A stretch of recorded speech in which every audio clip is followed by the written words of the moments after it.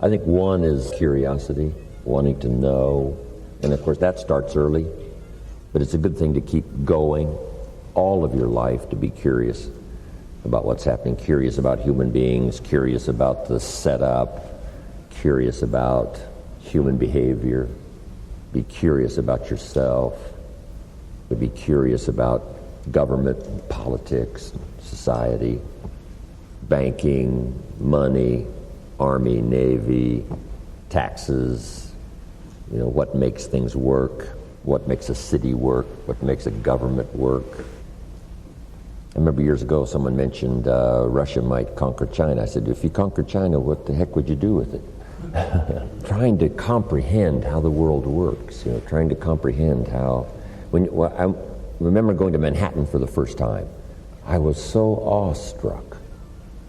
This huge city, and one thing that came to my mind was, how does this city work? How does everything get in? How does everything get out? And how does everybody get fed? And when you have a salad, the lettuce is fresh. And I thought, how does this happen? It's a miracle how the city works. It's a miracle how the country works. How does an economy work, right? So that it stays on a steady course. And it's amazing. But if you keep that kind of curiosity going, and then simply be curious about your relationships with other people, yourself sitting at the conference table, be curious about how you could get into the inner circle where they talk about incredible things that affect, business, commerce, society, and the world. And I think that's probably number one is curiosity. I think probably what served Tony Robbins, who attended my seminars all those years ago, the attitude was an incredible, insatiable appetite for learning. And I think if you've got that, that's it.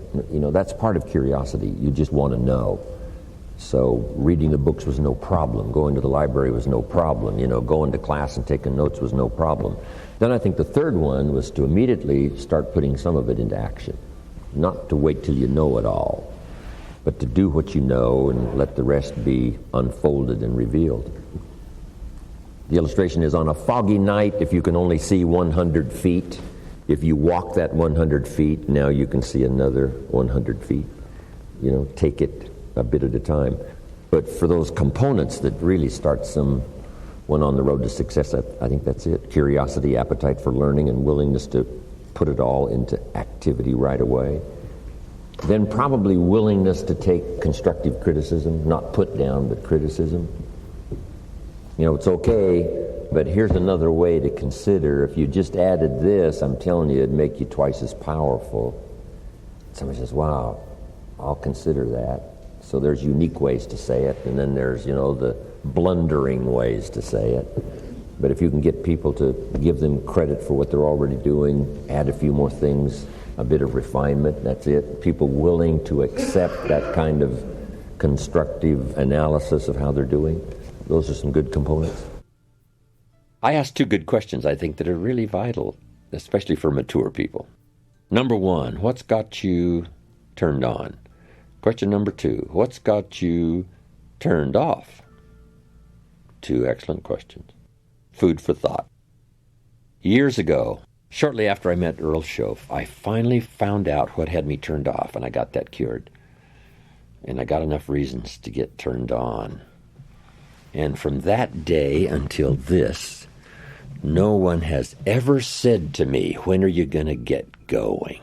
When are you going to get off the couch? When are you going to get started? I've never heard that since I was 25 years old. Once the fires were lit for me, they've never gone out. I've gone through my challenges from rich to broke and back to rich, and I've been through it all. But I've never had someone say, you got to get up from here and you got to get going. Never. And I don't really know how to teach it, and I really don't know how to explain it. All I know is if it ever happens, it's one of the great experiences of a lifetime. Get enough reasons to turn you on. And then just keep adding some more so that you never lack for emotional or physical vitality and spiritual strength to just keep going, to make your life as good as you can, go as far as you can, earn as much as you can, share as much as you can, be as much as you can to the people you love and care about. live as well as you can. If you once develop that thirst and the zest. But it's interesting. What's got you turned off and what's got you turned on?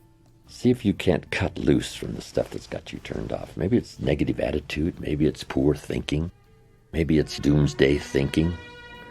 You know, the whole world is going to the dogs anyway. Why try?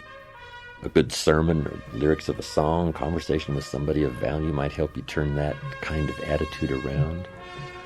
Like, you know, it's never going to happen for me. Why not?